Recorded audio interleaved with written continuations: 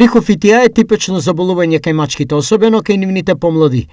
Најчесто се јавува како резултат од небалансирана исхрана и намален имунитет. Ова е гавично заболување кое што честопати се јавуваат алопеци по кожата на самите мачки. Мораме да кажеме дека оваа болест е зооноза, односно се пренесува и кај луѓето и самите собственици доколку забележат формирање на кругови по телата на мачките, обично ги има на главата, околу ушите и по екстремитетите, веднаш да се обратат на ветеринар. Болеста е од видот зоонози, што е пренослива и на луѓето, но не е животозагрозувачка.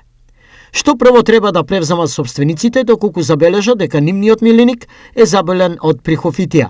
Каква е првичната терапија? Може да употребат бетадине, раствор и да стават креми кои што се против гави, односно против гавични креми. Навременото носење на ветеринар е еден од преефективните чекори за сузбивање на болеста.